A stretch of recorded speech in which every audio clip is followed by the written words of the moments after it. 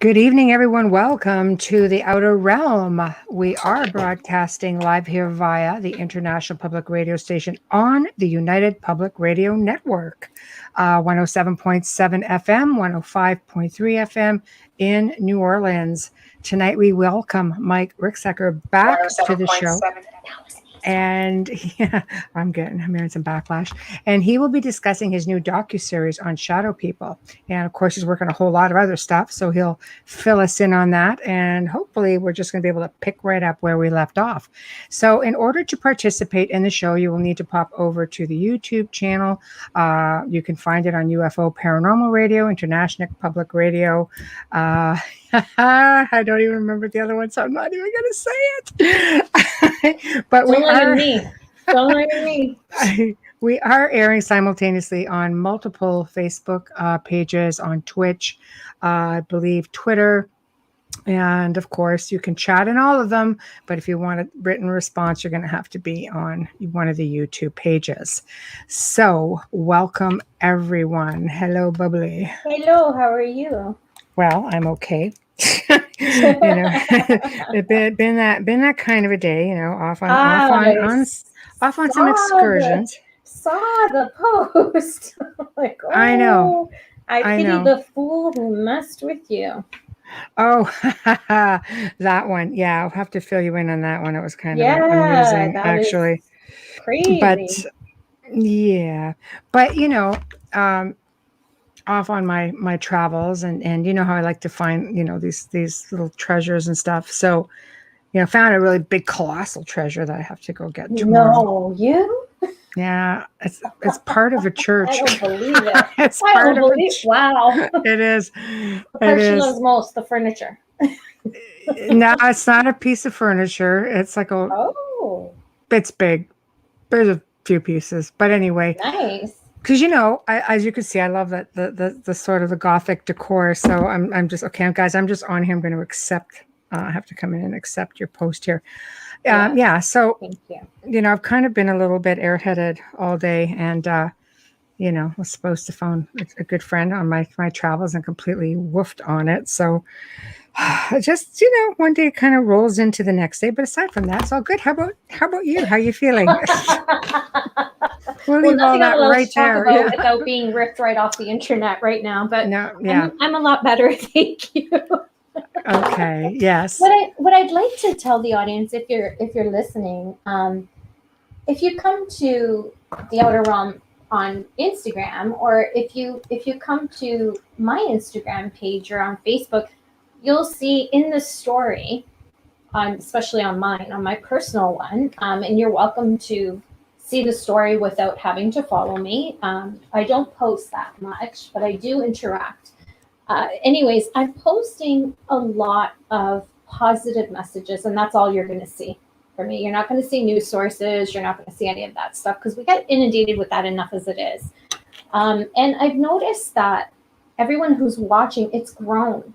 And I'm so happy because that means that all my work in trying to find these really amazing quotes from some of the greatest in our times, like Oscar Wilde and David Henry Thoreau, and you know what I mean, like all of these, and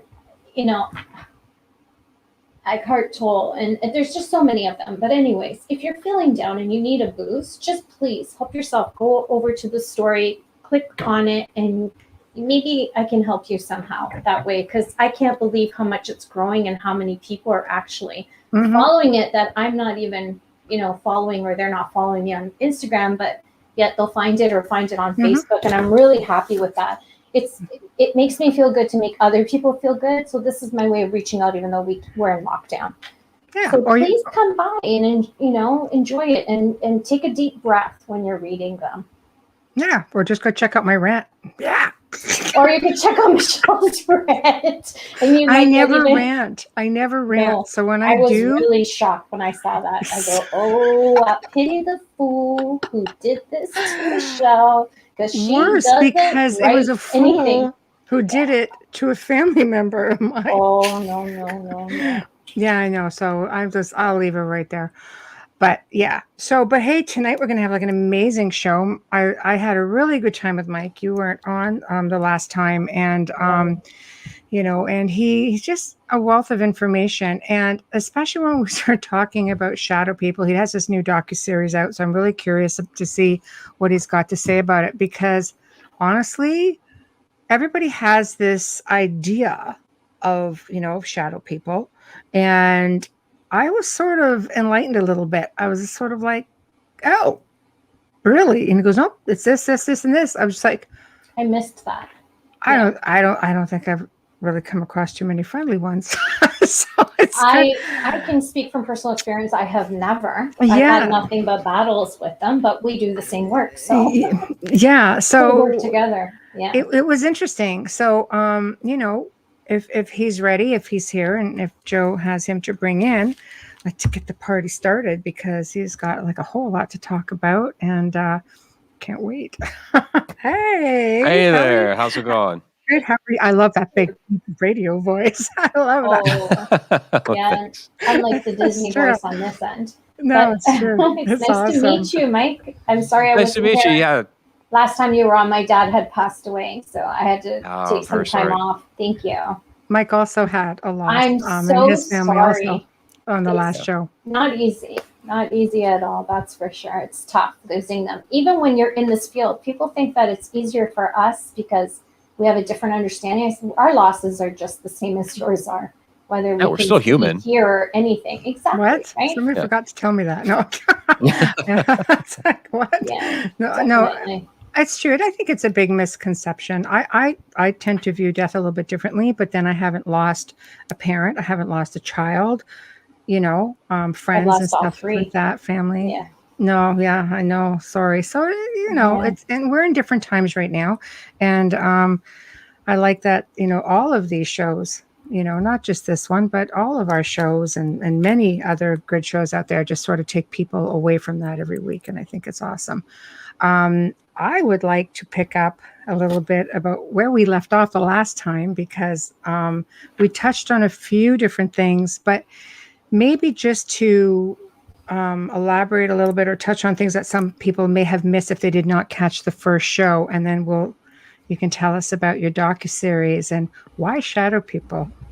What is it about shadow people? Honestly, but I understand people have a lot of questions about it, and I'm one of those people. Right. So where to start? Where to start? Okay, what are they? Why? What led you to want to research them specifically? And how are they different to you? Yeah, what are they is a really loaded question, because there are a lot of different things. There's no like one, cookie cutter answer to tie it up in a nice little bow and say this is what they are. They are and can be a lot of different things. But what got me into it, I was very young. I was 8 years old.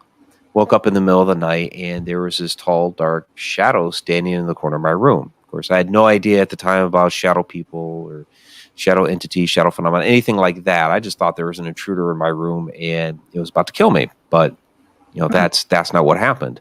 Of course, I was terrified being that age. I was trying to scream. My mouth had opened up. Nothing was coming out, and then it did something very unusual. It approached my bed, took me by the wrists, crossed my arms across my body, and then ran off down the hall, in of all places, into a closet. By that point, I found my voice, it was very unusual. But by that point, I found my voice, found my legs, ran off to my parents' bedroom, and they tried to console me, told me that I just had a bad dream, but I knew I'd been awake for this whole thing. So that was the first encounter. The second one, I was 13 years old. We were just moving into a new house. We'd moved from Massachusetts to Ohio, and I'm just putting things away in my bedroom, unpacking boxes, putting things away, and I kept seeing this figure standing in the doorway to my room, and I turn and look, and it would run off. And this one was a little bit different than the other one. The other one was very solid. This one was more translucent. It was very fast. And this kept happening over the course of several days, where I'd be unpacking boxes, putting things away. It would be standing there in my doorway, and I'd turn and look and it would take off. So I ended up asking my mother about this. And I guess she thought I was a little bit more mature at that point in time. And she told me she had seen the same thing too, which was, a great affirmation, and helped me to realize I wasn't crazy for seeing this thing. And she wasn't, yeah, definitely a bonus. And she wasn't alarmed by this, which was great. It helped me to realize, okay, this is something that's here, but mom's not afraid of it seemingly. So I got playful with it, and I started calling him Tom, like Peeping Tom. So anytime I'd see him, I'd say, "Hey, Tom," and he'd take off. So that lasted for about 3 or 4 months, and I just chalked it up to somebody that was in the house, was curious about the new family, and then deemed that we were okay, and it went about its business. I have to say, you're probably the only person I've ever heard of who plays with shadow people. Yeah, I was just thinking that. I was like, kidding. Wow, and you weren't afraid. No, because it wasn't doing anything. Yeah. And that's kind of the thing. I know that there's really a mix of different stories. There are plenty of people that have experience, the more nefarious kind. And I get a lot of questions about those. And there are ones that, yes, are mean, nasty, and nefarious. There are ones that are actually benevolent and actually do help people. Most are just rather benign. They just stand there and they're watching and observing. And a lot of people get scared of them because a lot of times it's creepy. Intrusion. Right. It's an intrusion. It's invading our personal space, but it's not actually doing anything. It's just standing there. We tend to fear what we don't understand, and why would this thing be standing there? So it's really a mix of different things that appear as shadow phenomena. Okay, so let's just go with the Peeping Tom, who just lurks around your house and stares you down. I love that you named him. Yeah. So that was actually his name, but he didn't say he didn't. Most people just call he him didn't say Get opposed. Right. Yeah, we call him Get Out. So, are they human, non-human, interdimensional? Are they, extraterrestrial? What do you think they are primarily? All of them. All of them. It depends. It depends on the specific shadow entity. Some are human spirits. Right. I've had a number of people. I mean, I used to be in the camp that a shadow person is a shadow person, and a human spirit's a human spirit, and ET's an ET. But over the years, I'd gotten so many stories from people about, like my good friend Rob Guttrow. He had routinely told me the story about his aunt appearing to him as a shadow so that he could relate a message from her to his mother. And I trust Rob with my life. And so at some point along the way, I was like, okay, I'll be open to this. And fine. I'd heard from enough people that some of these are human spirits that can't fully manifest as as an apparition. But then I finally saw it for my own eyes a couple of years ago. We were running a investigation at Mineral Springs Hotel in Alton, Illinois. And from down the hall, there's 5 of us there. We see this shadow smoke come up from down the hallway, and it ends up morphing into the apparition of a little girl. And there were all kinds of stories of this one room up there being inhabited by the spirit of a little girl. And here we are, we're actually watching her walk down the hall. We're trying to coax her closer, and she stops right in front of the doorway of the room where everybody says that she's at. And so it's like, okay, so here's a shadow that's actually a little girl. There are some that are, what I think a kind of quote unquote true shadow person is an interdimensional being from another plane of existence. Some of them, could certainly be ETs. Yes, some are more nefarious, and some are demonic, and others could even be time travelers, and we're seeing them as a shadow. That's an interesting perspective. Time travelers, I feel like that as well sometimes. Because I think a lot of people might say, okay, let's go with the little girl in a shadow form. I think you would have those people that say, well, how do you know you're just not being tricked? There's always the naysayers. I know you're not because people aren't used to shadow people as being friendly. Sorry. I said, Right. Well, I mean, Right. yeah, there's always going to be people that say, well, what if the demon is trying to portray a little girl? Well, I mean, the little girl spirit, nobody had ever, until that point, nobody had ever seen her as a shadow before. Everybody had always talked about the little girl being Right. in that room, very sad, waiting for somebody to come pick her up. Cowdy Chris Sutton, the shaman, has worked in Yeah. that room many, many times, and he believes that she is there waiting for her father to pick her up, just looking out the window. Oh. So it's a very heartbreaking story. So just to try to say she's a demon, no. Yeah. I wonder maybe if people had seen shadows before, just not you got to see her change. Maybe they've seen her in shadow form, just not realizing it's her that they were seeing. Yeah, people have seen shadows up there before in a variety of different forms. Some people have seen, a shadow man up there. As far as maybe shorter shadows, I mean, I hadn't heard that specific story, but Right. I wouldn't be Right. opposed to it either. Right. Okay. What about the Hat Man, the Shadow Hat Man? That seems to be a bone of contention with some people. They're nasty. They're mean. They're just blah blah blah. If you see a shadow with the hat, run the other way. Thought. Yeah, and a lot of people will say that they are energy vampires. That they come to strike fear into you and feed off of that fear. And there are a lot of reports that say, well, yeah, that is one thing that they are. Shadow hat wearing shadow entities seem to be a couple of different things, and I'm going to keep going back to that. There are a number. Yeah, of that's okay. I'm just trying to fill in the blanks for those who didn't hear the first show. Yeah. So some are those And shadow Amelia. entities that are mean, nasty, and nefarious. Yes, there are others that that are ETs. So interesting story.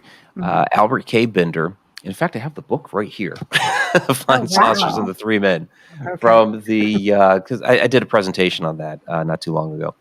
And this is a story from the 1950s. He founded the International Flying Saucer Bureau, and he was scared off of the whole thing by these three hat-wearing entities that materialized into his room. And they had the glowing eyes. They were wearing the hats. They were shadowy in nature. I mean, basically the whole deal that we usually attribute to, hat-wearing shadow entities, the Hat Man, whatever.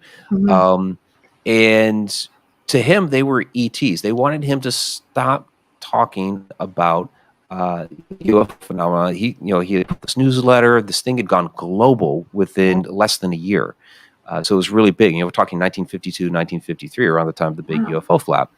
And so he was visited a few different times by them, and he did stop his research into the UFO phenomena. And he was saying that these were ETs. Well, there are other people around the same time that would chalk the phenomenon up to the Men in Black. So it's kind of like we're talking about very similar things, but they're all a little different, because like the Men in Black, I mean, they're shadowy government agency. I spent a little time at NSA, so I met some of those guys. No pun, but they're no human. Yeah, right. So yeah, we're talking about a lot of different things here when we go down this route. Okay. Wow. So you decided to do a docuseries. Why don't you tell us about that? Sounds exciting. Yep, The Shadow Dimension. It's out now on Vimeo On Demand, Zuzu, which is a Canadian streaming service, and then Quasum. And there are other platforms that it'll be available on here as soon as whatever the distributor's doing on their side. Yeah, so it's a 6-part docuseries, and basically the whole premise is to go to locations that have reported this activity, that have also reported like portal activity, vortex activity, that sort of thing, there to see and try to determine what exactly these things are. Can we experience one while we're there, and can we get to the bottom of why they seem to manifest at these type of locations? Now, this was all filmed during COVID, so the original idea was to get to a lot of places and do this. I was only able to get to 2. The one was the Conjuring House, and then the other was Mineral Springs Hotel in Alton. So it was still fascinating. We came across across a lot of interesting activity from a paranormal perspective. But we also discovered a number of things about the about the location of the Conjuring House and how that may actually be charged. I'm good friends with Andrea Perrin. I have been for a long time, so we've talked about a lot of the different experiences she's had there. I'm also good friends with Carl Johnson. We had him involved with the docuseries as well, because he experienced rolling black smoke on that second floor that basically came out of Andrea's old room toward him. This is like back in the early 1970s. And so he's actually experienced that there a couple of times. Andrea had experienced it there when she was growing up in the house. So there's a lot of interesting phenomena that happens there. It's like, okay, let's go there and see what we actually get. Had a lot of people involved in this project, getting not just, from capturing paranormal evidence, paranormal activity, that sort of thing. But also brought in a lot of researchers like Johnny Enoch and Mark Anthony, the psychic explorer, and a lot of these types of people to dive into like the esoteric history behind this phenomenon, because shadow entities have been witnessed throughout all time. So we get into ancient Egypt and ancient Sumer, and how the different things about the pyramids and all kinds of interesting things that actually relate to these shadows. And then one of the things that I did capture there was what looks like an interdimensional phase shift. And so we examine how the house may be actually charged. Like there's almost like a little power plant down in the basement that seems to be charging this whole place, that's spawning this activity throughout the house. Wow. And what is the cause of that? Is it a natural anomaly? Did they just build a house over something that like a natural event? Well, I mean, like a vortex? Yeah, people talk about like people say ley lines, but really what it is, Earth's energy grid, the telluric currents that are running through the Earth. So there may be that there, but even without that, you're looking at a house that right now it still has an open well in the basement. So there's a water source right there. You have limestone walls around it, and then capping those limestone walls are blocks of granite. So because that's not like a supercharged setup right there. Wow. Exactly. Right above that. You end up with all of the factors in one place. Exactly. Right above that is the room in which two very significant things happened. One was the seance that had gone bad, that everybody, when they watch the Conjuring movie, they think it's a demonic possession, but it's actually a seance that had gone bad, and that's the room where Carolyn got thrown into after whatever they had conjured up had tossed her. And also what happened in that room was a time slip in which Carolyn and Andrea had actually observed from that room, looking into the dining room, a family from like the 1700s suddenly materialized into the room. There was a woman cooking over the fire to a fireplace that had been closed up for 100 years. There were children running around, and then two men sitting at a table with these pewter tankards. And the one man looks at the other and says, "Will you look at that?" And they're like, they turn and they look at Carolyn and Andrea as if they were the ghosts. So it was like this total time slip that happened right there. Yeah. It's absolutely fascinating. And then above that room is where that rolling black smoke was seen. The bedroom where Cindy was tossed around on the bed, and all kinds of crazy things happened up there. So you're seeing this like just column of paranormal activity from that basement up through the house. It's a funnel of energy. Yeah. I mean, you're lucky if you can find one of those factors, really, but to find it all coming together, it's almost like the perfect storm sort of situation. It's just all of these factors come into play, and Jesus. Well, they had everything there. I mean, Andrea had ET experiences. They had demonic entities. They had ghosts. They had spirits from the past. There wasn't anything that didn't touch there. That creek beside them didn't help. The bar didn't help. You know, all that stuff. It was definitely a cocktail for, you know, one heck of a paranormal ride. Yeah, absolutely. Really fun. You name it, it's pretty much happened there at that house, and it attracts all kinds of different entities, and so that's something that we were looking into. We explore the idea of vortex energy, the magnetic energy welling up from the Earth's core that'll spawn off these portals, and the one capture that I got was basically. I call it interdimensional phasing because it's like this total phase shift in the photograph, and you guys have to watch the docuseries. But essentially, as you're looking at this photo and you're looking through the doorway from one room to the other, you see this this window that's there against the wall, the exterior window, but it shouldn't be there because it's behind. Looking from one room to the other, it should be behind the wall, but it's shifted from behind that wall into the other wall that actually has a chalkboard on it. It's like, what in the world is going on here? And it's, with that energy there, I think we're getting a glimpse of, phasing out from one dimension to another. And, we're talking a lot about the Conjuring House, but, we're exploring some of the similar type of things in the other few episodes when we go to Mineral Springs. That one also, it's been filled up with a bunch of junk, but it has the old mineral spring right there, which is this, well, this cistern that goes into the ground. It's right there along the Mississippi River. You have the limestone bluffs. It's right up the river from Cahokia Mounds, which is an ancient ceremonial site. So you have all those other things around this area too. That's charging this location. Yeah, another event waiting to happen. When you look at places like this, is this something that can be? I don't know. Can you close up this sort of a dimensional shift, rift? Block the well. Yep. I don't know. Like I'm just thinking because so many people, and they do have situations where their house is built. I mean, this one here over quartz, when it just amplifies.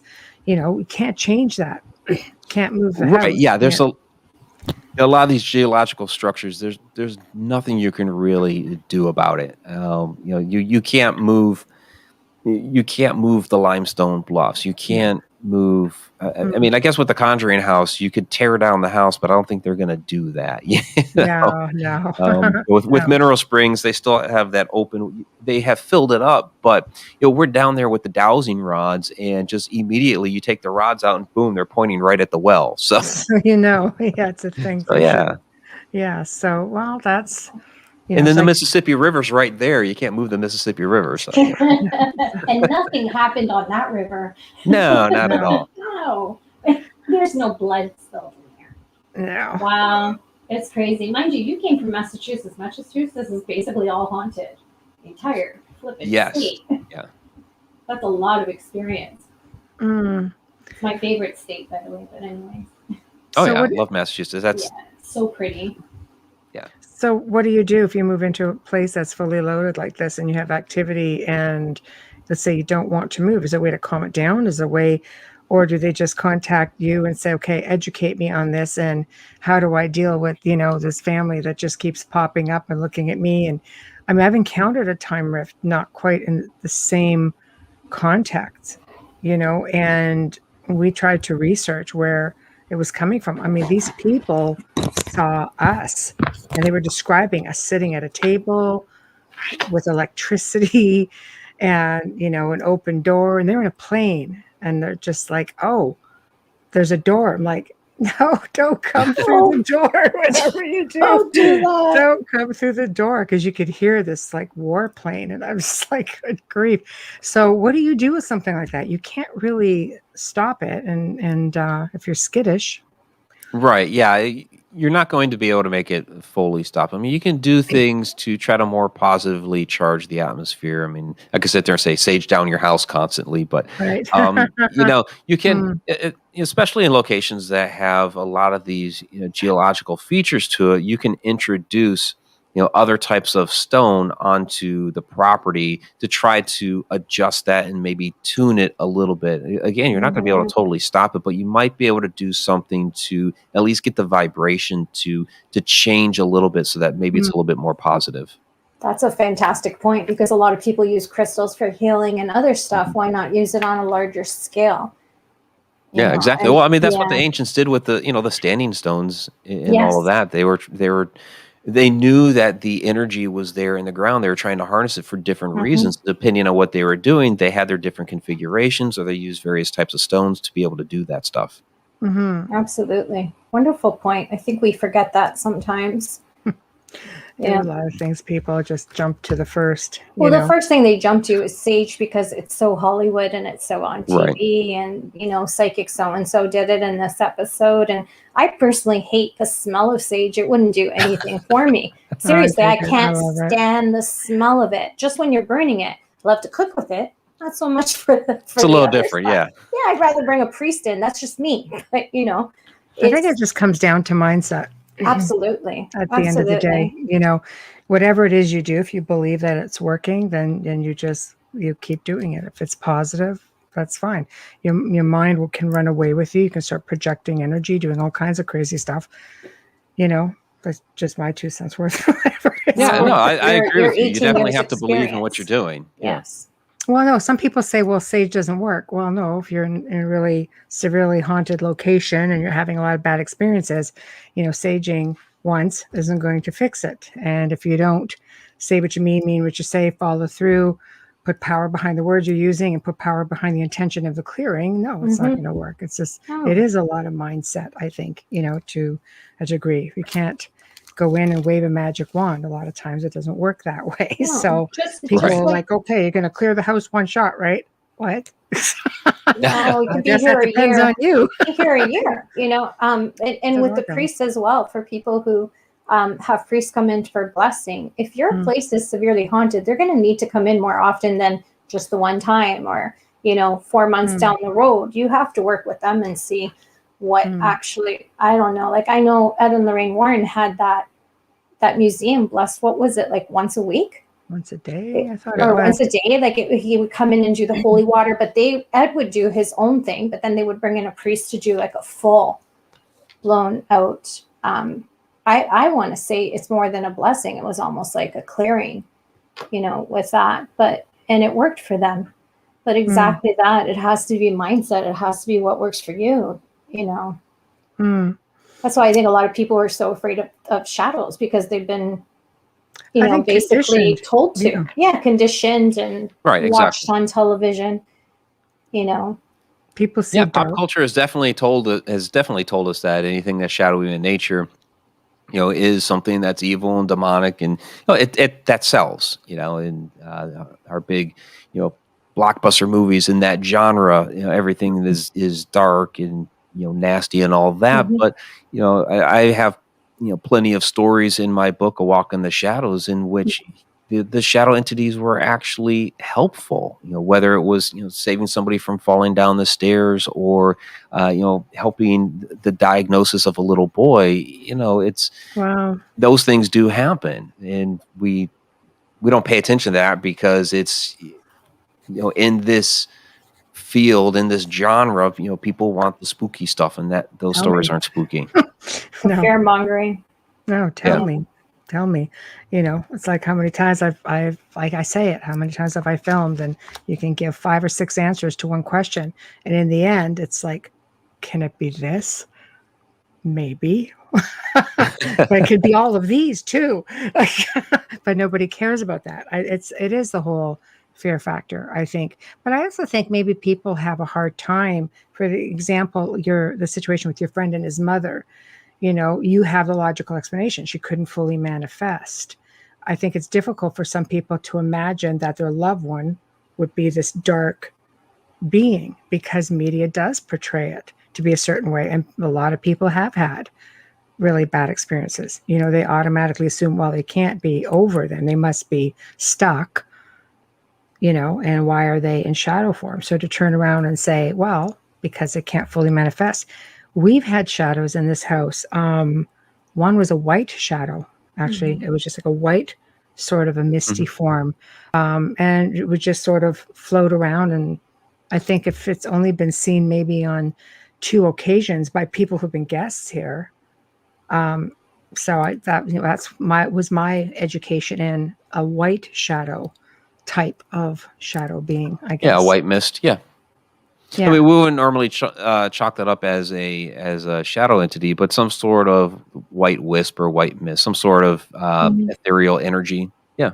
Yeah. I mean, full form of an individual, just in a white format. I was sort of like, oh, okay, there's something we haven't seen in the house before, but that didn't seem as unnerving for some reason. Pop culture tells you it's not too. It tells you, and we know better than that.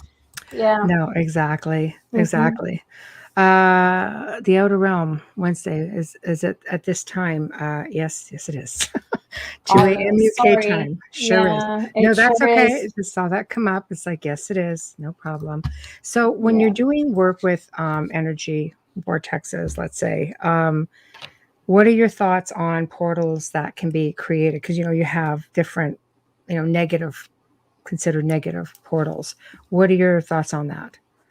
You have negative ones, positive ones. They say that they're man-made because it's intention as to the spirit that. Oh no, there are naturally occurring portals that happen. I mean, there's one just outside the planet Earth that's actually in space that NASA has confirmed. Yes, there's a portal out there, and it has and it's basically the between the Earth's magnetic sphere and the solar wind from the sun. That there's a point there that actually creates a naturally occurring portal, and that happens where, on the Earth, we're talking on the planet, of course.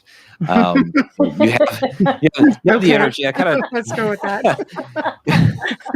We're gonna stay on the planet. I mean, the portals on Mars. Wednesday.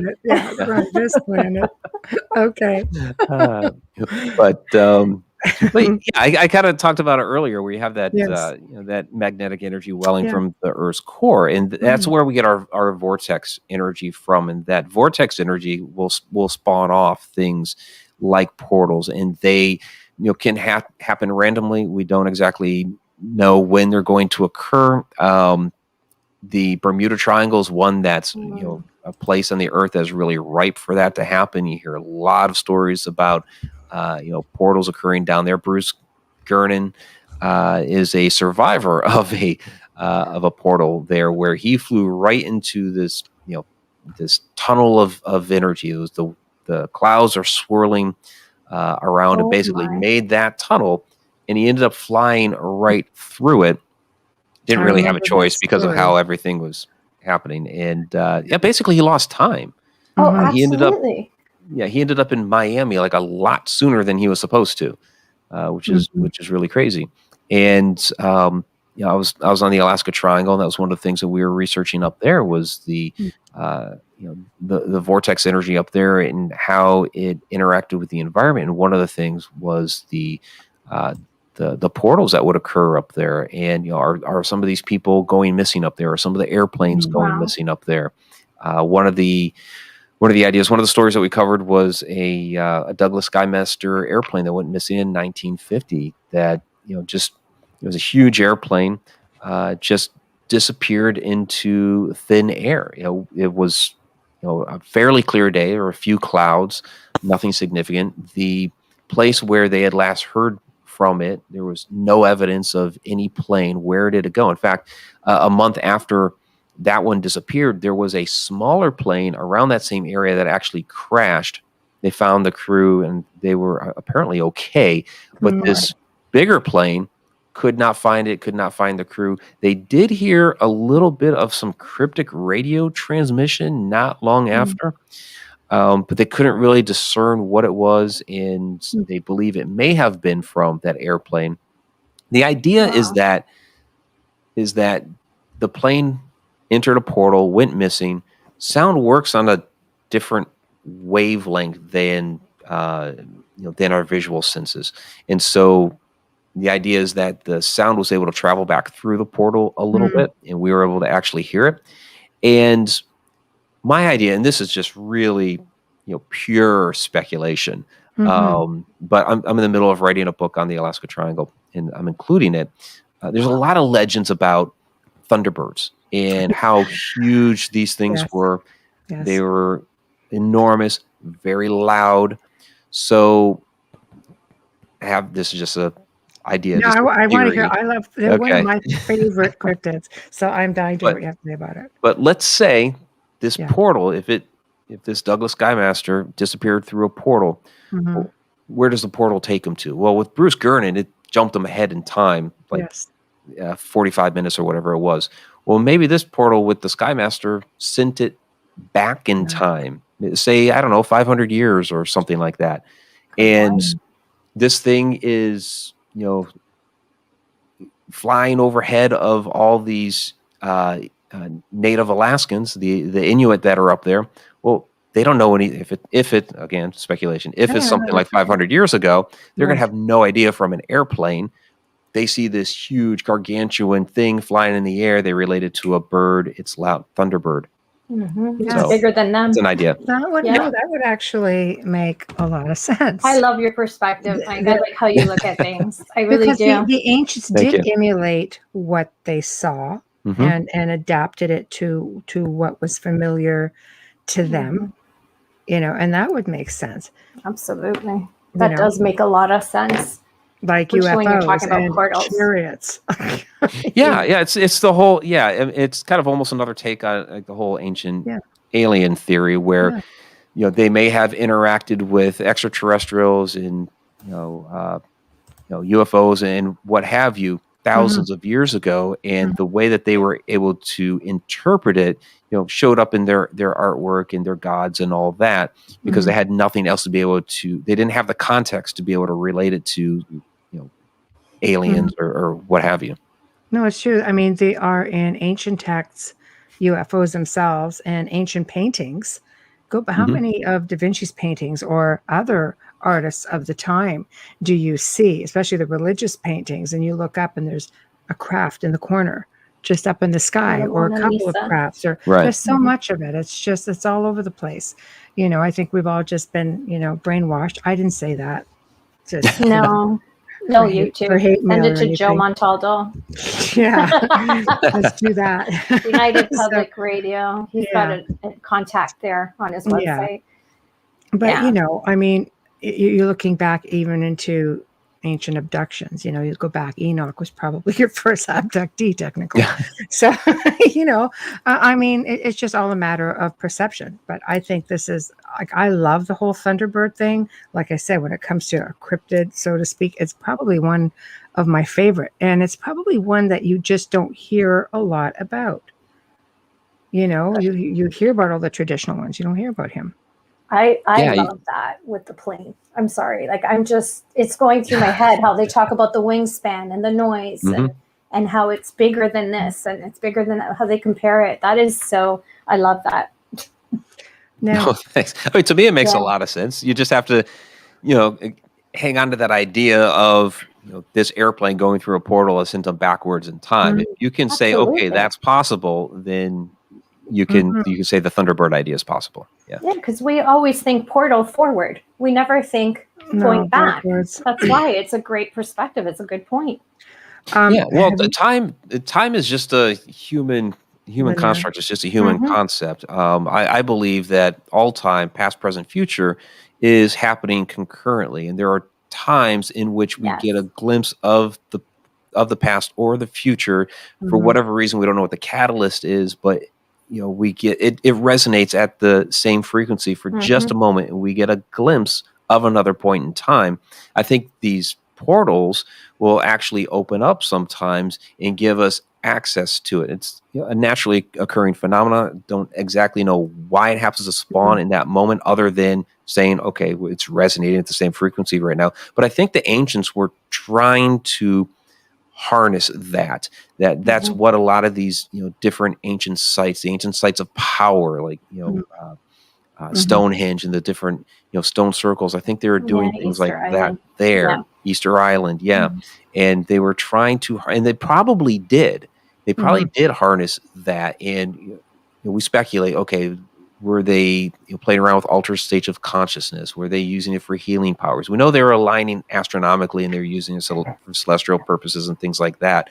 But were they also purposely opening up portals and stargates and things like that? There's an interesting story from Stonehenge from, I think it was the 60s or 70s, where a police officer had actually seen, this is back when you could just randomly walk up to Stonehenge and they didn't have all the tourists and everything there. But there were some young kids camping up there, and the police officer was basically watching them, had an eye on them for a little bit, and all of a sudden he saw this bright light over there, and then the kids were gone. He called them like a group of hippies, the disappearing hippies or something like that. They never came back? Yeah, they just disappeared. So did they accidentally, with whatever they were doing up there, open up a portal and they slipped into it? That's what the whole series of Outlanders based on. I was just about to say, it's sort of like the Outlander thing, back and forth. They came back. That's why I asked, did they come back? Has anyone ever come back from that? Is there any stories about that? That's cool. Time travel. Yeah, I haven't heard about I haven't heard about the hippies coming back. But what would be interesting is to try to find the archaeological evidence. Are there people that are out of time? And we've seen some interesting photographs of people from like the 1940s, and there's this guy with the wraparound sunglasses and a camera that doesn't fit the time frame and a silkscreen T-shirt and all that stuff. And it's like he's a person that's out of time. So, we'd have to try to find that evidence in our archaeology. There's monoliths everywhere. I mean, the ancients always, for the most part, built on power spots. So. And how did they know? Yeah, they knew where those currents were. They had their means. I mean, today we could find it using dowsing rods. Exactly. Right? That's one of the things I was doing up there in Alaska on the Alaska Triangles. I was up there with the dowsing rods, and I found a line running basically from the top of Flat Top Mountain down to Anchorage, and so they would use technology like that to try to find those lines. Be like, okay, this is the spot where we build it, so we can tap into that energy. And now we look at those sites. We just take a look at a map and here's a site, here's a site, here's a site. And that's what gives us our quote unquote ley line, is those, those geodetic sites that have all lined up. That gives us our ley, but it's the telluric currents under the ground that they were tapping into. That's why these sites line up. Yeah. It's funny, like you say, we used dowsing rods back then. I think it was something very similar. And I only know this because, not because I was there, but because we have an elderly man here up in Canada. And he would go and he would look for graves, nesting graves, and he would do it with a stick. And I mean, bang on, he would find them every time. If they were leveling an old jail or an asylum, things like that, they'd say there's a missing graveyard here somewhere, and you'd see him just out there with this stick that just did this, would just sort of vibrate up and down. So I wonder if it's something along those lines. It's quite fascinating to watch him do it. Like, it's definitely a technology. It's definitely an ability. Give me a stick. It's definitely an ability that seems to have gone through time, because it's not, how many of them? Some of them are more technically advanced than we are now, for God's sake. So I'm just taking that's my perception. What's kind of a shame is that, because of the television shows and YouTube and things like that, a lot of people kind of scoff at the use of dowsing rods, because somebody on camera could try to manipulate that. But if I'm trying to find something, I'm going to be honest to myself, because I'm trying to find something. Yeah. So I'm not going to. Yeah. That's so there are some people out there with integrity. Yeah. Exactly. Yeah. I love dowsing rods. Yeah, there are engineers today that will use dowsing rods to find pipes under the ground. Yeah. Oh yeah, for sure. It's so primitive, but a lot of researchers are even very old school. Pen, paper, dowsing rods, old-fashioned tape recorders. They don't want any of this new fandangled digital stuff. Like I know some old school that just won't use any of it. Parabolic.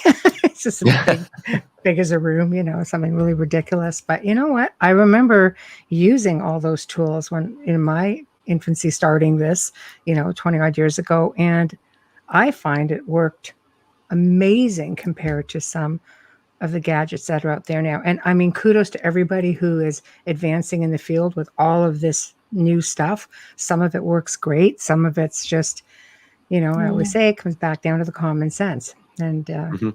Yeah, let me tell. I'll give you a really interesting example that happened just last month. So we were out at the Hinsdale house, and my girlfriend Nicole, she's a very good psychic medium. Check out her Guiding Echoes YouTube channel; it's fantastic. Got to give her a little plug here. That's okay. Of course. Yeah. But she had never been there before, and we're just walking from the backyard toward the stairs that go off into the woods, and she hits this point where she's like, "Something's changed here. I feel like everything before this point was the energy of the house. Everything beyond this point is the energy of the woods and beyond." It's like, okay, that's interesting. So I took her around to show her some of the other areas. Later on, I got out the dowsing rods. I'm basically walking the same path from the house up toward the stairs that go off into the woods. And right when I hit that point, the rods had been straight out. I hit that point, and all of a sudden, boom, the rod suddenly just did a 180 on me and turned the other way, right at that point where she felt that energy shift. Wow, there That's you go. very cool. That's a great validation for her. Yeah. A good medium will absolutely. be a natural dowsing rod right off the bat. Yep. You'll be able to flow with that energy. And it's funny you say that because one of my dearest friends, knew the history and spent time at the house long before the current proprietor, Daniel. And she always said there's something that wasn't right about the woods. It was just there's more going on with that land. I mean, there's stuff going on in the house, but there's more going on with that land. Yeah. And she always said that. Yeah, she always said, you know what? You walk there. She recalls walking along an adjacent property, and just as she came to the clearing and saw the house just off in the distance, she said it was strange. She goes, because I just had the urge to just stop. It was like a wall was there. Oh my God. I know. That's so creepy. I know. Yeah, and she said, creeped me out, but it's weird. She said it creeped me out to the point, she goes, where the whole clearing got loaded with crows. It's just like they blocked her view of the house. Yeah. So it's almost like, she goes, it's weird. It's almost like it knew, whatever is it within the forest, knew, like it really wigged me out. She goes, because all of a sudden just blocked out the house. And then I completely relaxed. I'm just like, that is just bloody weird. Yeah, the crows are phenomenal creatures when it comes to They are, but like frequencies. messengers, protectors, whatever. It's just definitely. Fascinating though. Yeah, when I was there a year and a half ago, I had a really, really interesting experience in the woods. I was just there with one other person, and we doing our little investigation out in the woods, and we kept seeing this blue light dancing back in the trees. Like, what's that? What's going on back there? It was doing something really bizarre where it was like getting blurry, and then it sharpened back up and become clear, and then get blurry again while it's moving amongst the trees. And we couldn't get it to come any closer, and we didn't want to go too far back in there because you start getting at somebody else's property. So we decided to go back down, investigate inside the house for a little bit, and then we were sitting out back by the fire pit, just kind of shooting the breeze. And then all of a sudden, down out of the woods come all of these little blue lights. It was like that one big blue light had dissipated into all these little ones. And this is they weren't fireflies. People always say, well, they were probably fireflies. It's like this was late September. It was not the season. Not a firefly. And fireflies just kind of taper off and then they show up somewhere else. And right. They're not blue people. They're not blue. Yeah, they're not. Well, there are blue fireflies, but they're down in the Carolinas. Okay. Yeah. They only come out in June. Yellow. Yeah. And so, we're upstate, well, not upstate, but, we're in the Finger Lake area in New York in late September. So we were not getting blue fireflies there. No.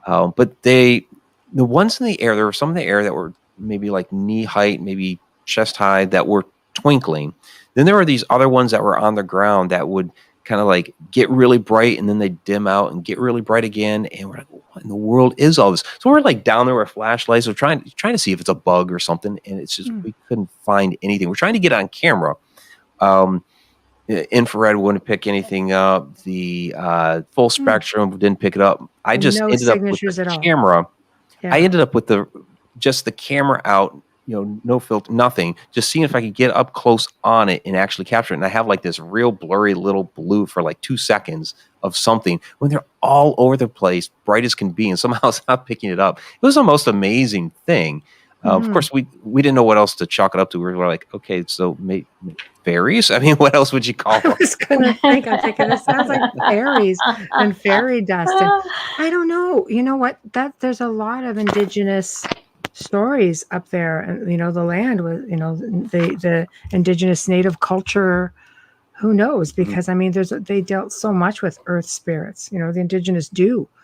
So makes you wonder, were they some kind of an earth spirit? That stuff just doesn't go away, like elementals and such, just because time moves forward to the present. I just think it makes you wonder, like, do we really stop and pay enough attention to our surroundings? Even as researchers, I mean, we're trained to pay extra attention to our surroundings, and how many people just, even in everyday life, the example I use is leave a glass on the table, go to work and come home. If the glass is moved, would you say to yourself, oh God, that glass is moved? Or would you say, oh yeah, right, I forgot to put that away? Life gets busy. Most people say, yeah, I forgot to put the glass away. I live in a haunted house and I'd still say that, so she's not kidding. I thought she had a cat. Oh, she's not kidding. No, there's lots in the house, but it's benign. It's friendly for the most part, Right now it is. Oh yeah. Every now and then something comes in, it's just like, okay, whatever. But, right. But so I just wonder, paying attention to detail. I mean, I guess if you're out in the bush, you're going to see a little blue light. But even then, in though, when you're in a forest, I mean, there's so much going on. When you stop and just focus around you, you're going to hear a lot of noise. You have to almost, and I think anyone can do this. You don't have to be a medium to do this. You kind of have to just compartmentalize like all of it. Just like, okay, I hear birds, I hear this, I hear that, and break it down to what's not supposed to be there. And I bet you'll find something. I did the haunted forest in Romania. That's crazy. I spent wow. Yeah, I had 4 hours trying to compartmentalize going. No. She had a nap. She had a nap, Mike. She had a nap in there. A nap. Yeah.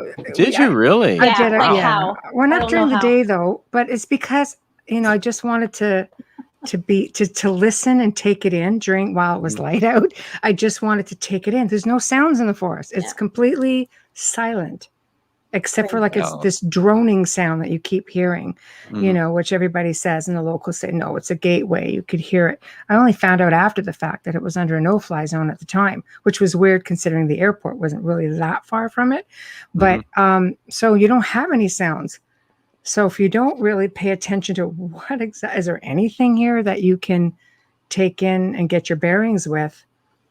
Not really. And you can, yeah. And that's another one of those places that they say has those very strange electromagnetic anomalies there that create the portal activity, the strange supernatural paranormal activity there. It's why animals don't like it. Yeah, that's a location I've always wanted to get out to.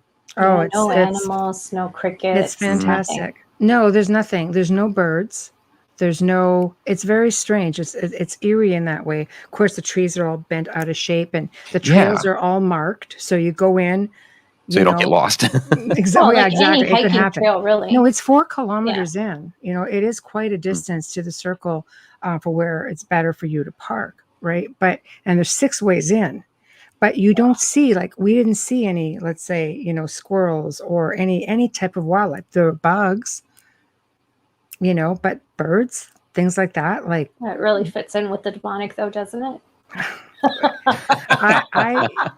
Really does fit in no way. There's roaches. No way out. No, we saw some weird ass shit happening in that freaking forest. That's all I'm going to say. No squirrels in a forest because that's normal. No, there was weird stuff that happened, and it was just, you just. Yeah, I mean, I gracefully took it.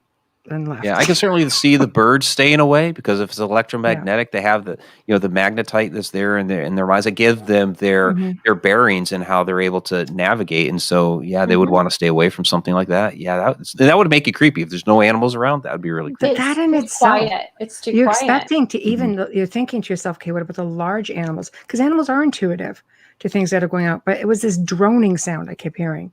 It was like a humming. Portal. Like just like that. It was weird.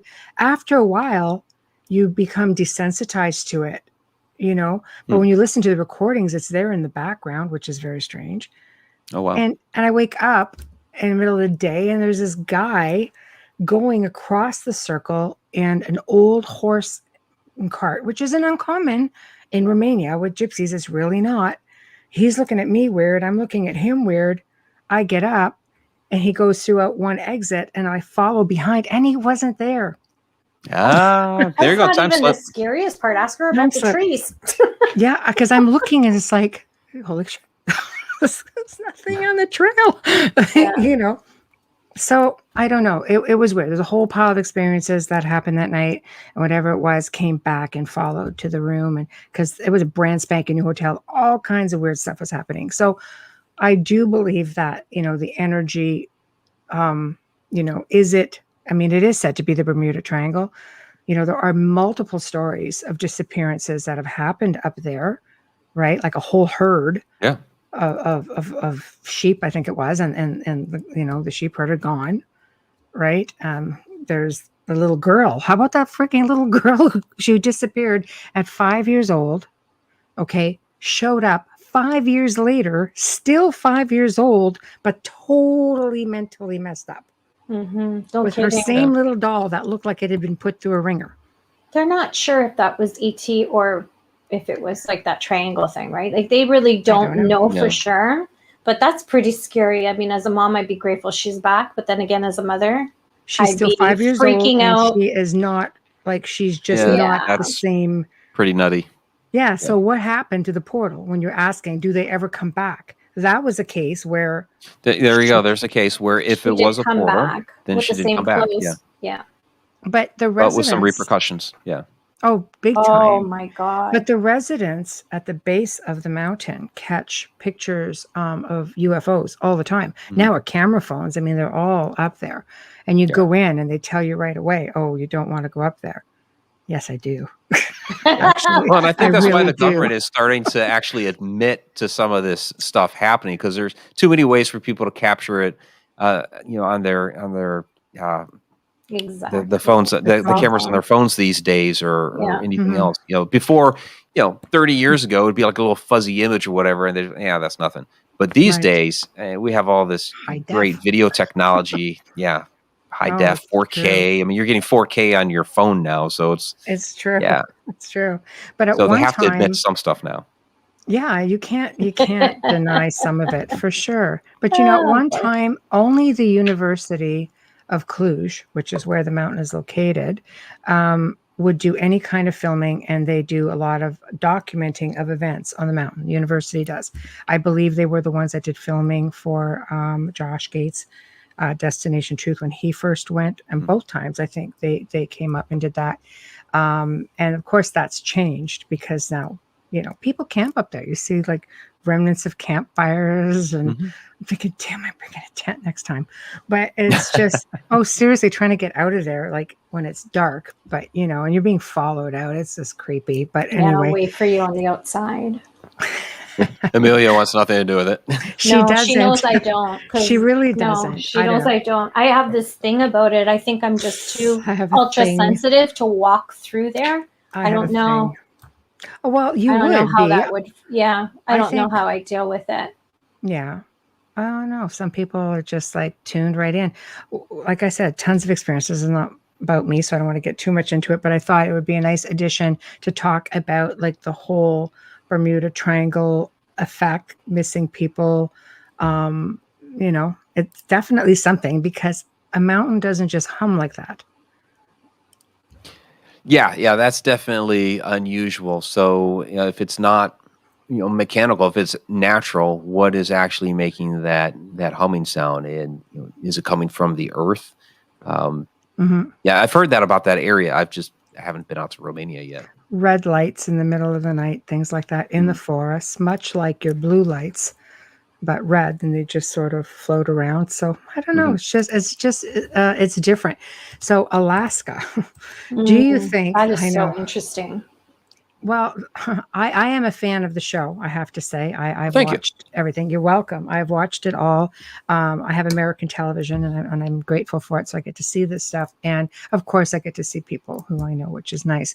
But I find it fascinating. So if there is this vortex, do you think things could be coming in? Obviously, it's got cryptids coming out of everywhere. And UFOs coming out of everywhere, like going into the mountains, and it just seems to be a really unusual area that has a mix of literally everything. I didn't see any cryptids in Romania, thank God. It's a long way. There is out. a lot going on up there. I mean, Alaska's a very big state for one, so you're going to get a lot of the strange. Not even just cryptids, just a lot of strange wildlife in general. People don't realize that Alaska is like 2.5 times the size of Texas. They usually see it on a map, like in the corner, right? But when you actually stick it over, its actual size on top of the continental United States, it's massive. So there's a lot of room up there for things to kind of get lost, to kind of grow their own little civilizations and things like that. So people speculate there may be actually in some far off corner of Alaska somewhere there may be some woolly mammoths still alive, which would be really cool. Right? That would be cool because they have such a vast, remote area that no one ever goes to. And then with the people of Alaska, such spirituality and all that energy, I could just imagine. I do love that show too, by the way. Yeah, thanks. Interesting. It's so interesting to see it in a different, like we always hear about these triangles and all these really tropical hot places. It's really cool to see it in Alaska with all of the sightings, like, with the Bigfoot and everything. It's just the triangle areas are really all over the world. I mean, everybody thinks of Bermuda Triangle. I mean, that's the one that really back in the 40s or 50s where they kind of coined that term, the Bermuda Triangle. And so now any of these other areas that have similar activity, they get dubbed as a triangle. So Alaska's one. Bridgewater Triangles, it's in Massachusetts. Yes, we have one in Lake Ontario, Lake Erie, up near Michigan too, don't we? Yeah, the Lake Michigan. Yeah, the Lake Michigan Triangle, which has a lot. And they have found in Lake Michigan some old stone circles down there. Monoliths. So yeah. Which is really interesting. So is that powering the triangle that's there? Very well could be. Dragon Triangle out there by Japan. So these things are all over the world. Oh yeah, we don't know enough. Like it's great that you're doing the show because most of us, like you said, are just, it's the Bermuda Triangle or it's not that much. There's not enough information out there, so it's important. What I like about it, like I say, it just has a blend of everything. I remember reading at one time, I think it was Nome, Alaska, that had something like 200 or 300 for that one year. Whatever freaking year it was. What was the name of that stupid movie that came out? No, it's not stupid. It's excellent. And I still think it's real. I enjoyed the movie. Kind. I love the fourth kind. Oh, I know everybody's like, it's fake. I know, but you know what? There has to be some bit of truth to every story, to every conspiracy. There's a little bit of truth. There's a grain of truth in that. To everything. Yeah. I'm not a conspiracy theorist, but to everything, there's a little bit of truth. Okay, I am just saying that upon further research, Nome, Alaska, in that year had something like between 200 and 300 UFO sightings. And how many missing people? It was high up there as well. There was people who were missing with no explanation as well. That's why they were able to make that movie, because there was actual story behind it. That's right.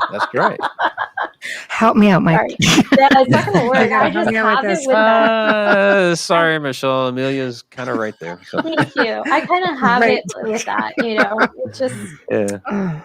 Yeah. But but there are a lot of missing people in Alaska. It's abnormal. It's like Alaska. It's a big state. You could certainly get lost up there, and there are a number of people that have just naturally gone lost up there because it's a big place. But Yes. you're talking 16,000, more than 16,000 people since 1988. That's Wow. an It's abnormal insanity. number. That It's is. Yeah, insane. it's really Insane. bizarre. You can't explain that. No. So- And some of these, things like the missing planes. I mean, we talked about one, but there have been many missing planes. And the most famous one from the 1970s, where you had the Speaker of the House, Hale Boggs, and Yes. Yes. the representative up there, Nick Begich, and their pilot just they have no idea where they disappeared to, just gone like that. And you're talking, a very high profile person. No, that's true. Do you think that they never found anything with that plane? They either, found did they? nothing. They had thousands and thousands of people out there looking for them. Yes, And and you're thinking, okay, 1970s, we're a little bit more modern Mhm. time. We could, no, there's nothing. It's so dense, though. I mean, the forests. Good God, you end up, Mhm. you go down in there. You're not. Chances of you being found or finding your way out, it's craziness. Or finding the fuselage at any point. That would be difficult. If it's that dense, you can't see it with sometimes- sonar. You can't see it with anything. Although it'd be interesting to go over it now with one of the military Like drones. or things. Yeah. Yeah, sometimes when they do find the wreckage, it's usually years later. I know the show kind of briefly mentioned the one with Mhm. with the nuclear bomb that is still missing, by the way. Oh, that's good. That's good Yeah, to know. That Maybe one, it the was kind of ETs like took right. it. Yeah, maybe the ETs took it. Well, they let the thing go into the water before they ditched the plane. Mm. And that was like right at the southern end of the Alaska Triangle. But when they had to get rid of that plane, it was on a training run down to Montana. They were testing distance, how far can we fly a nuclear warhead with an actual nuclear warhead. And when they started having just bizarre mechanical problems, they had to ditch the warhead into the ocean, still down there somewhere. And all the guys had to bail out. There are 5 that are still missing to this day. They did not find they ended up finding the airplane all the way out on a mountainside in British Columbia somewhere, 15 years later or Current. something like Yep. that. That's crazy. Well, the current Yeah. it would move that way, right? It would go south. So, what do you make of the disappearances?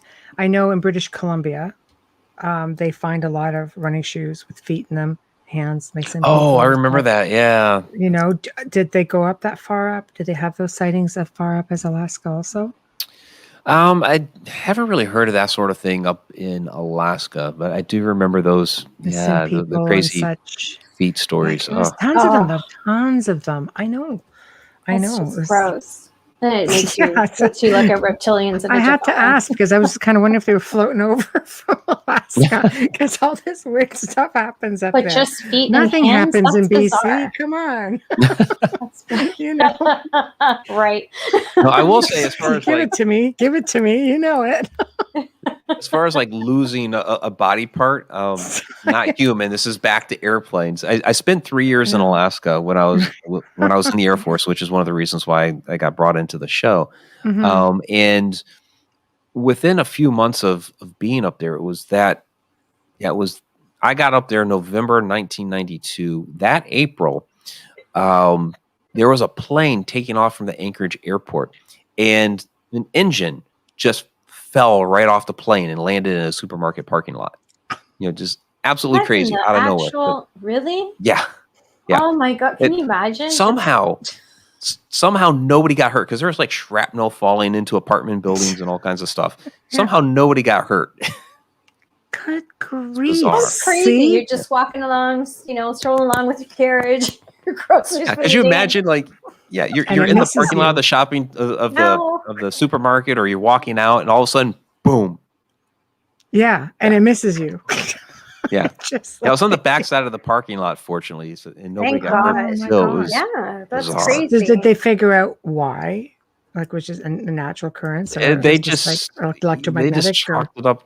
Yeah, they just bad chalked it up engineering? to faulty structural integrity or whatever, but it's Really? like, Shit, And I would yeah, chalk that's it just a up little to bit beyond that. interdimensional drop is what I would chalk it yeah, up to. you could chalk that up to, again, the electromagnetism Yeah. of the triangle That's doing what I its would thing. have thought. Yeah. Yeah. That's crazy. And of course you have like, you guys have underwater cryptids, you have, of Mhm. course, Bigfoot, you have Thunderbird, you have little people, you have like, I mean, there's just a mix of all kinds Everything. of stuff. Well, yeah, watching the show is just love like, it. I mean, that's what I liked about it was segment is it was just sort of bounce around with everything. But it's I'm the most fascinated, I think, by the crafts that just seem to head right over into what's the name of the mountain that allegedly just opens up and they go right in. They think there's Oh, an alien base in it. yeah. Which one was that? Yeah, Like it always Space eludes me Mountain from when the I'm Disney movie. Mhm. I always bring okay, everything back Amelia. to pop culture. Sorry. But yeah, they get a lot of UFO sightings up there. Even when I was up there, people talked about it. So yeah, between the underwater bases and then UFOs all Yeah. over up there. So yeah. So I don't know. I personally, lean to the theory that some of these cryptids are interdimensional beings that just sort of come through these portals. I've read on a few occasions how the planet has been referred to as a zoo for extraterrestrials. Really? Hence, well, if you think about it, all of these different cryptids possible. I mean, they can't all be left over. Some of them are pretty like, I get the aquatics. I get Bigfoot. There's some of them that are, but yes, this sounds like it could be something just kind of left over, but let's face it, there's some out there that are just a little bit obscure. Mothman, for one. I'm a little weird about Mothman. I like love him. Mothman's I dig him. my favorite. I know he's there. He's there. Shows up. I would date Mothman. Yeah. Sit across from Mothman and have a conversation. Yeah. I have to lighten everything. I'm just that person. Yeah, sorry. Trying to make a serious point here. And I would date Mothman. Great. That's good. Do you know what I'm saying? There are just some that just seem a little bit far out there to be something that's a part of our Earth's history.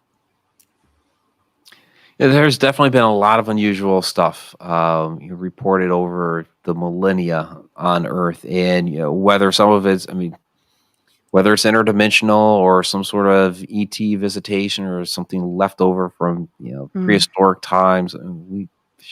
There's a lot of unusual things happening here, and or is it the ETs coming and they're bringing some of their unusual wildlife with them?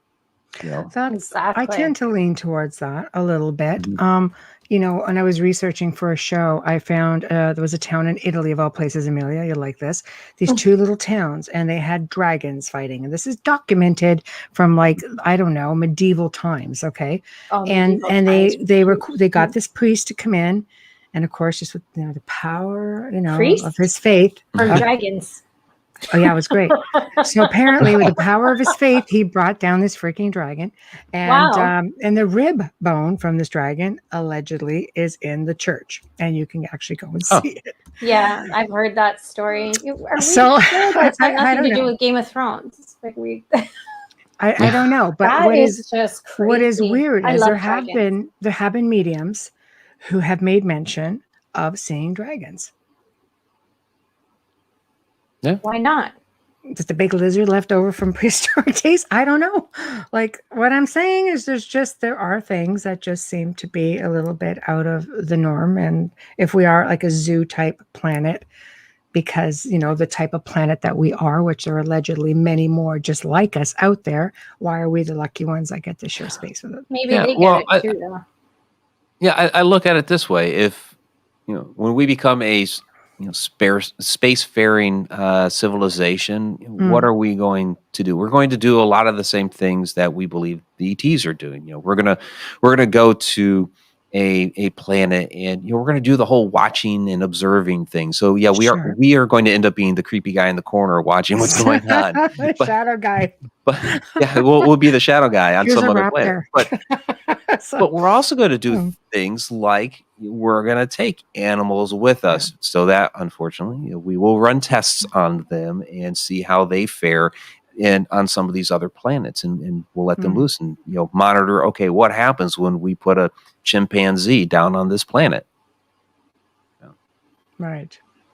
So is that what the ETs are doing? Are they testing the atmosphere and the environment here by dropping onto our planet maybe some life form that's similar to them but not exact, like maybe a close enough match, and they drop it here, and that's why we have some of these crazy things running around, like reptilians and dinosaurs. Yeah. There you go. Dracos. Just saying. I was gonna put it out there. I don't know, but it's true. Grays, and they say dolphins, whales. Oh, I love dolphins. Similarities. Yeah. Well, even Carl Sagan, was part of a group of scientists when they put together SETI, and they put together the Order of the Dolphin, because they believed dolphins were extraterrestrials that would teach them how to speak and communicate with other extraterrestrials. They're beautiful beings. But they're smarter. Freaking dolphins have beat out humans in an IQ test. That's funny. It's pretty sad. It's actually. true. There's something seriously crazy about that. Like, they're highly evolved beings. And you can how do you beat out a human in an IQ test? Like, what are they asking? They're compassionate as well. They're just but beautiful sentient beings. It just goes to show you, though, like, there's just species here. Some we see every day. Others were like the octopus. Let's talk about the octopus that apparently is There are a lot of people that believe that the octopus came here from out of outer space. Maybe it was panspermia or something like that. Where that dropped down, and because it's so different than other species on the Earth.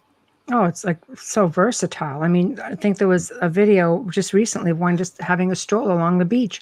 Oh, yes. And that other one that gets through that little tiny hole and escapes his confinement in an aquarium. Yes. But They're you're looking incredibly at a being intelligent. That allegedly is supposed to be an aquatic sort of being. And they can do both. It's strolling along. It's waddling around on a big beach. And it's not near the water. Strange to see them walk on a beach. I'm not going to lie. Yeah. And they also, like chameleons, can change their skin color to, so that they can hide.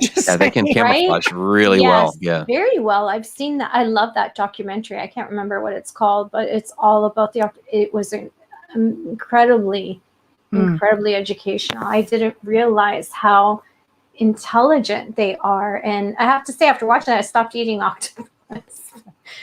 I've never partaken. I'm just going to put that I'm out Italian, so I grew up on so it's just a lot of stuff I don't eat anymore. But anyways, I was just amazed at the way that they can go through the tiniest of holes. Yeah, now it's like eating a freaking alien. So no, I'm good with absolutely not. Mike, I haven't in years. What's next with you? What's next with me? Oh. Yeah, what are you doing? You guys are opening up over there, so you're going to get to start filming again, or what are you going to be? Yeah, so we started doing a little bit of Shadow Dimension Season 2 while we were at the Hinsdale House. There's going to be a big chunk of that this June when I go to Egypt, so that's going to be absolutely amazing. Yeah. Yes, it will.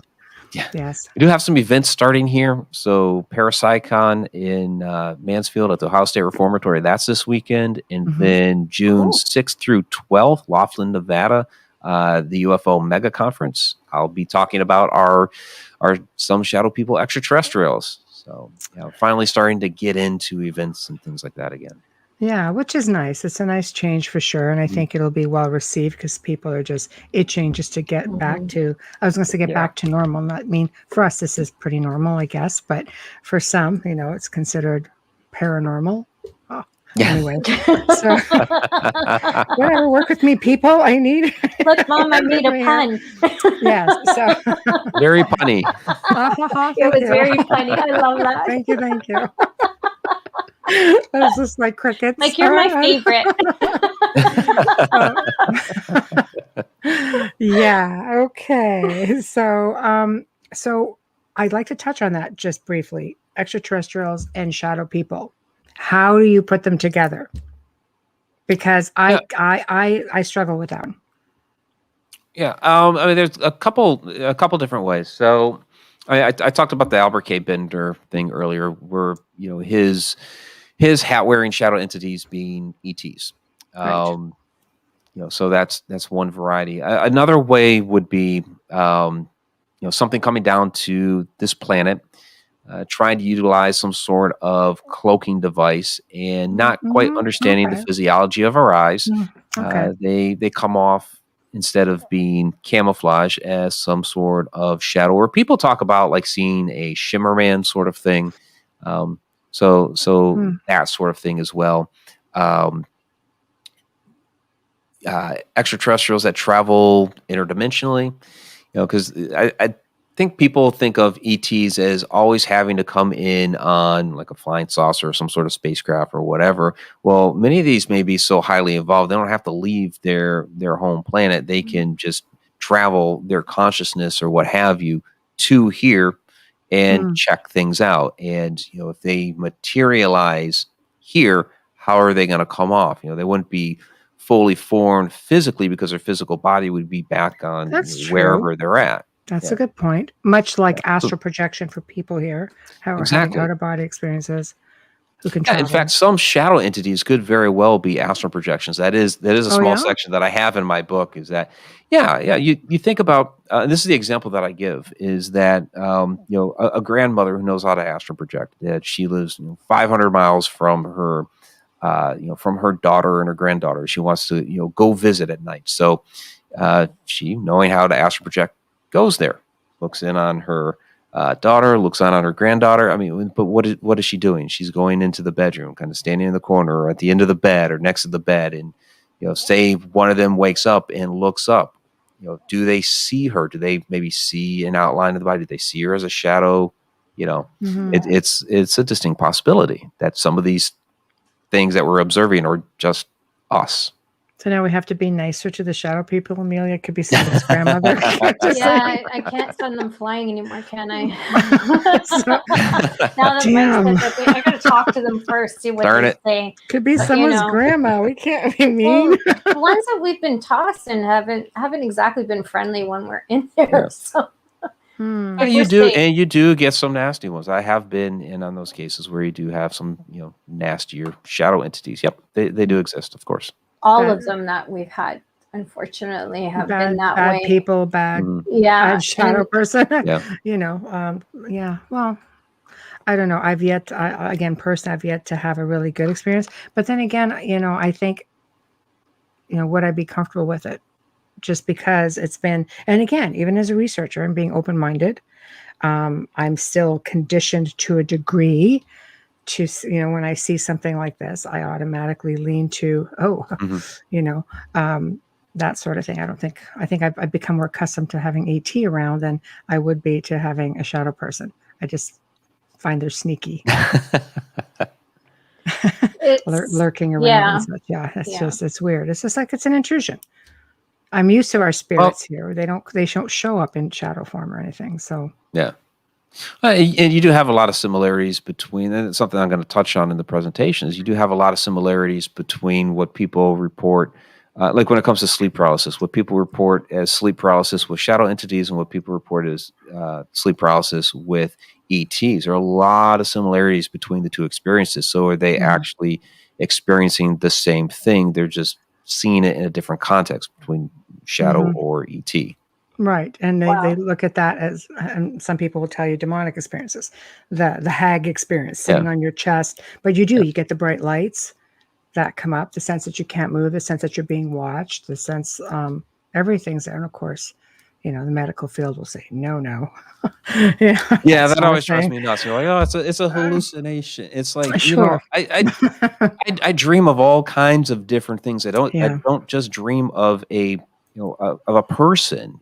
So I dream about cars or motorcycles or airplanes flying overhead or trees or bushes. I've had dreams of being on stage with Motley Crue, and I've never woken up 2,000 people in my room and pyrotechnics going on. I mean, it'd be a lot of fun. Yeah. I like it. Why don't I wake up to that? Yeah. Sure. Better than being held down in your bed. Well, Right. Exactly. guess it depends. So I'm just going to not touch on that either. But, yeah, there are a lot of similarities with that. And again, having had researched that for another show that I did and having had experiences myself, I can, again, you just automatically lean towards, throw out the Hail Marys. But realistically, I, come to learn too that was having extraterrestrial, visits as well. So it's interesting to hear that theory about shadow people as well. I would not think that's something, I mean, I guess everything, even with spirits, anything, it is considered interdimensional. It's not solid most of the time. Right. So why couldn't it hold you down?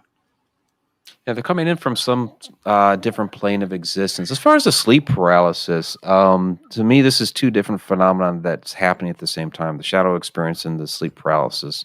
Sleep paralysis experience. Right. And I don't know how much time we have because that's a whole lot. Well, we've got like 25 minutes, but you could do whatever you want with it. It's your show. Okay. We're just along for the ride, as I say. Gotcha.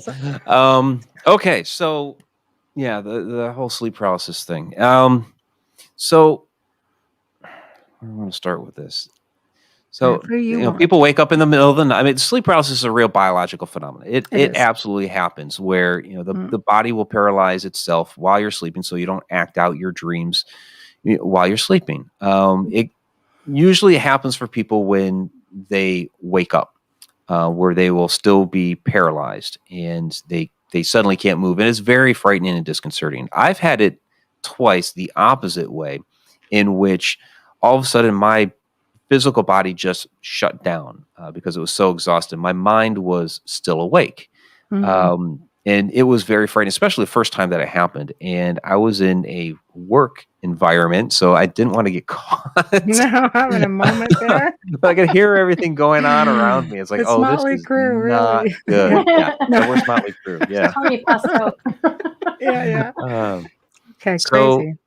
So I was very frightened. Between I can't move, and I don't want to get caught. So what in the world do I do? And I figured out, okay, let me just try to wiggle a toe. Can I do that? And can I wiggle another? And basically, kind of slowly woke up my body from my toes all the way out and up until I could wake up my head.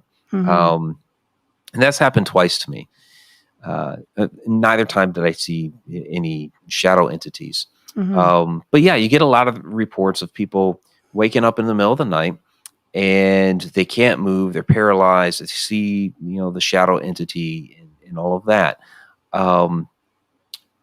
But here's what I believe is actually going on. Again, sleep paralysis being, one phenomenon, the shadow entity being the other. And, people who have had, small children will relate to this, or at least they should.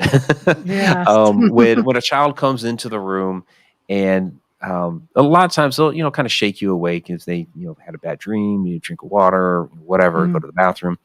Sometimes they don't. Sometimes they just stand there next to the bed and watch you. It's true. It's Yeah. true. It's true. It's been a while It's for true. me, It's but yeah, absolutely true. I My remember youngest children. son, my youngest son Cameron was notorious for it, and he would just stand there next to the bed, and all of a And sudden I'd will wake you up and be awake? like, "Oh, Cameron, geez, what are you doing?"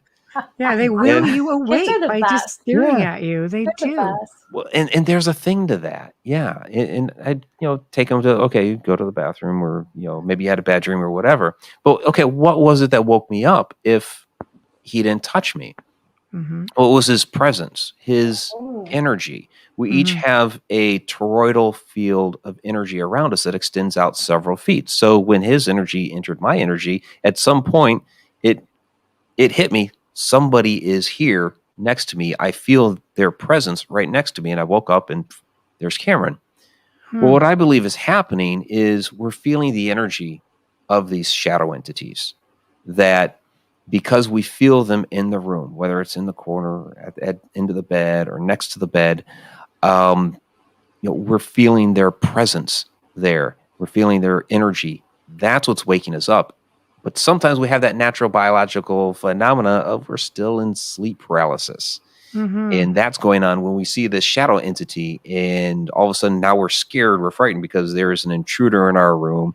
There's somebody there that shouldn't be.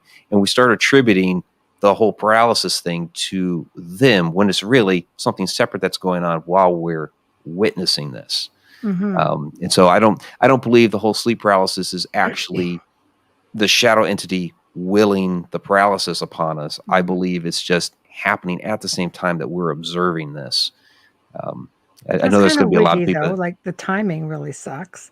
The timing sucks, but yeah, it happens because you're vulnerable. There are plenty of people that wake up and they see a shadow entity standing there and they don't have sleep paralysis. I mean, my first experience, which was the only experience that had anything to do with sleep. I've seen all kinds of shadow. That's another thing about the medical community is, they attribute the shadow entity to the whole, waking in the middle of the night, sleep paralysis thing, all that stuff. And it's like, wait a minute, 99% of my shadow experiences, I wasn't even in bed. I was like, I was paranormal investigation, wherever. Yeah, I was awake, totally awake for all of it. But even the first one that I had where I woke up in the middle of the night and I saw this thing standing in the corner of my room, I was able to move. My mouth open, obviously my arms moved. When it ran down the hall, I turned my head and watched it go.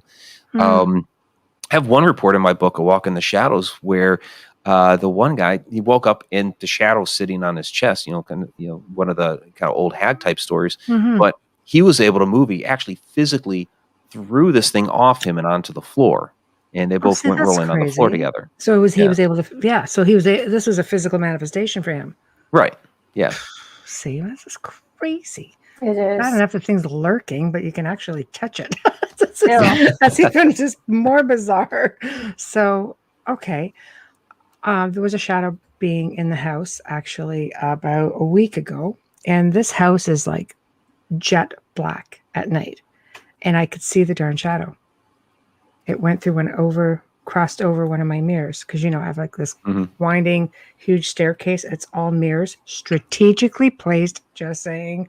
Okay. It's bouncing around off each other. People would come and film here and go, oh, okay, I'm a thinker. It's so beautiful, though. It's so beautiful to look at. But I did with measurements, made sure nothing reflected on anything. So just because of that whole mirror portal thing, so I didn't need that crap going on top of everything else. You'd be the last person to do that, to create a portal in your own house. Yeah, right. But being pitch black, I could see somehow, I could see this move.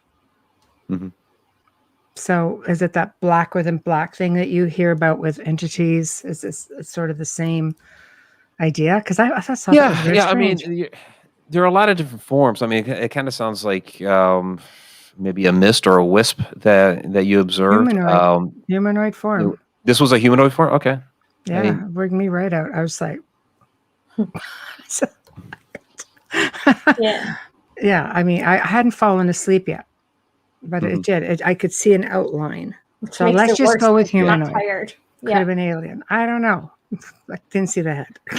But I could see a humanoid form. Really. Like shoulders and tapered down. And shoulders and everything. Okay. Yeah. It was just very strange. Because, like I said, the spirits of this house don't manifest that way. So. Well, it could have been somebody passing through. Yeah. Not usually. This house is like Fort Knox. So unless you're a freaking alien, because apparently it doesn't work with them. But okay. Well, I just thought I would pick your brain on that because you don't almost expect to see shadows in the dark.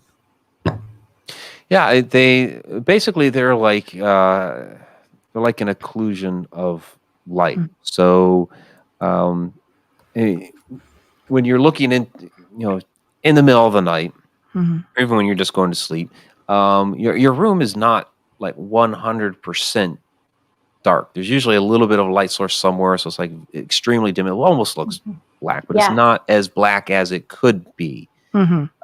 So unless you just kind of like totally box yourself in, I don't know, cement yourself into a little box or whatever. The walls here are like 3 feet thick, so it's are they okay? It's weird because we have a tower where a street light reflects and it lights up the whole tower, and it hits the mirror and lights up the whole second floor. That just doesn't happen anymore. And I'll leave out there. But so yeah, this You might shadow want to thing. investigate her house. Yes, Sounds like it. yeah, like a pretty cool house, yeah. Next episode. yeah. It's There we a go. 1872 Gothic revival manor. It's fun. Oh, nice. It's fun. They're So I don't know. It hasn't disappointed. People who come to film spend the night and just running around. And coins are being thrown and dropped, and it's like it's money. Can I just have like bigger money? Yeah, free money. You gotta Keep like your that. dimes. Give me Gold bigger bars. money. I'll take one on the head. Give me a gold bar. Yeah. That's it. I'll take one on the head. Don't worry. Yes, You just know, one also- gold bar, please. That's all I need Old right silver now. coins, anything. Cheap buggers, come on. This isn't like high-end family. I'm kidding. So, but anyway, yeah. So it's an interesting house. It really is. It's very welcoming, shall we say. I wish that we weren't on lockdown, because I would love to attend that conference and hear what you have to say about it. I find it absolutely fascinating.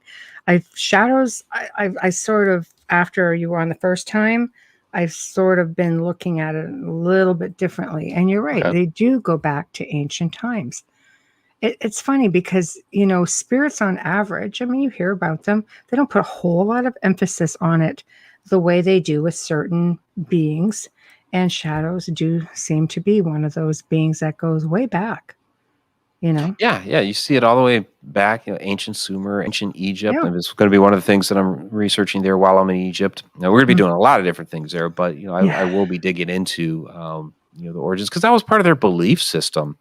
Mhm. That was one of the parts of the soul was Yes. the shadow, and so that hung around here on Earth along with the Ka. While the other parts of the soul went off to the constellation of Orion. But you still and you see some of the ancient Egyptian artwork where you have the bob birds, kind of flying off to go to Orion, and here's the shadow still hanging out by the tomb. So Isn't Yeah. that why they prepared the pyramids that way for the royals? Because of what stayed behind.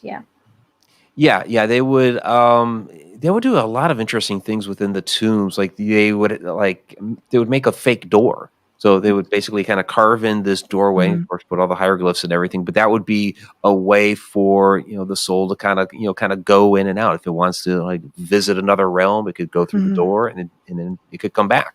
So Makes you wonder, they did a was it lot of really interesting things like symbolic, or did they create a portal? I'm wondering. Yeah. They're brilliant. Egyptians just, Mhm. the ancients on average just knew how to work energy and frequencies, vibrations, all of that. More so than we do now. Absolutely. I always say we're the species with amnesia. We We don't are. remember We things. absolutely are. Yeah. We don't remember how to do anything cool. Just just like the ancients had it all together. They built amazing places. They had such an understanding of the universe. But they had a collective, they all believed in it. They had a collective belief system. It's not like now where we're so separated and divided by what not, race, color, religion. Then it was just, they were one. There's a lot of power behind oneness with energy. I wonder if those symbols on that, I wonder if those symbols on those doors were even like a ward to keep negativity out and keep them from, perhaps delving into the wrong side.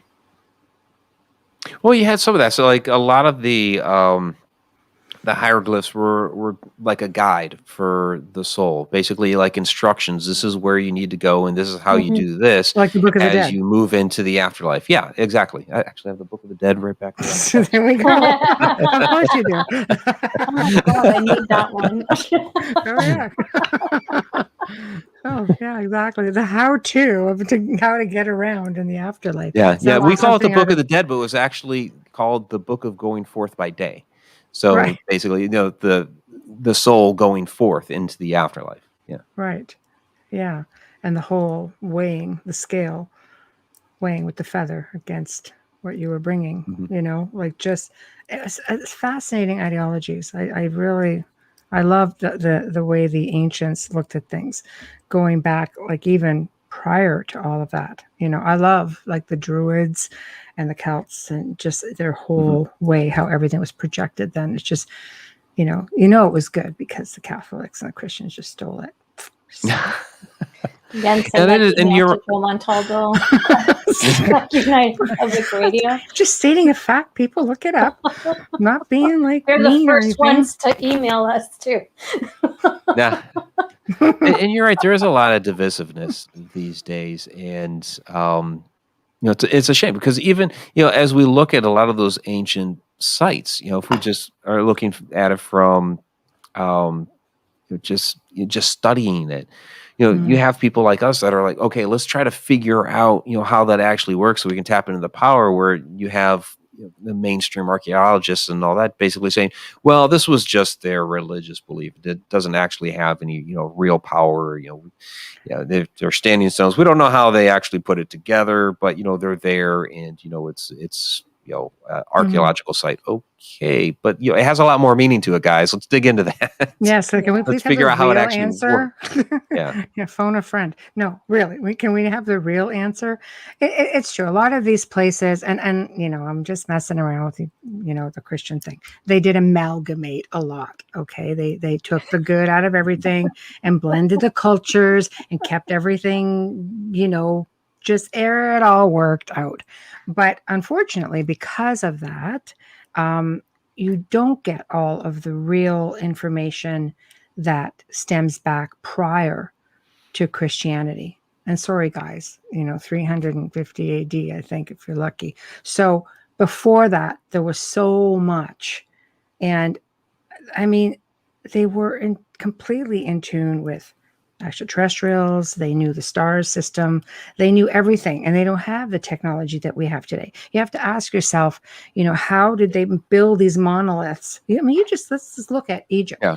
For example, Abu Simbel, you had the sun, coming in a certain time and hitting right on the, you go right into the temple and you would hit right on, what was it? Like Ramses, Yeah, that's perfect. It's absolutely perfect. It was ideal. And there's so many of the monoliths that do exactly the same thing. The sun would shine at a certain time of the year. But what's strange is, let's face it, it all moves. Planets move. They don't stay there. It's been thousands of years. Things should be off even a little bit. Even their calendars are different. So how does it still work? It's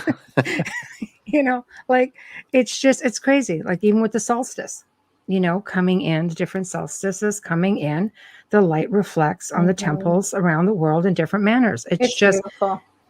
They just had a way. They just knew what was going on. And we can't figure out half of that with the technology that we have today. And I'm going to be in the Great Pyramid on the summer solstice this year. So that is going to be amazing. That's fantastic. Good for you. Yeah. The pyramid by That's itself excellent. without the solstice is pretty amazing. Yeah. I've been. If anybody wants to come along, I think there's still a couple slots left. It's the Return of the Kepler Cycle tour with Johnny Enoch and Mohammed Ibrahim. Jay Widener's on that. So yeah.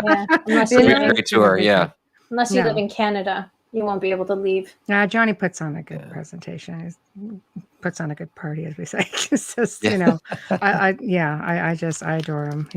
I love anything he posts. I love, because it's entertaining, it's knowledgeable. He has a way of twisting things just so you get it, and you're just like, was that insulting somebody there? Yeah. Absolutely. He's got his ways.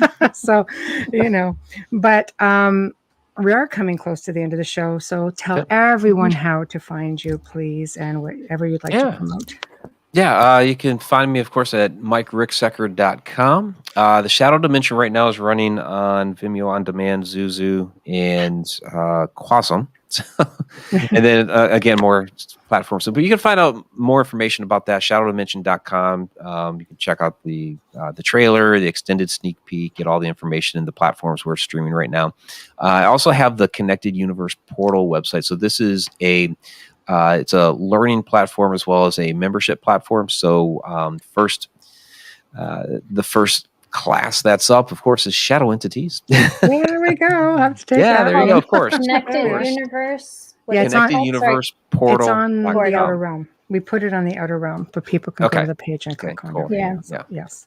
Yeah, and the membership site has like monthly Q&A videos. We've got a lot of behind the scenes, the sneak peek stuff. So a lot of Shadow Dimension stuff. Extras are out there. I do like all kinds of like little vlogs. Like the last one I just did was on the connections between, you would like this, the connections between Atlantis and Antarctica. So Okay, see, now I gotta go Yeah. join. yeah, and then all kinds of articles and stuff I have out there too. So We haven't even Cool. touched Yeah. on Antarctica. How do they get your book, Mike?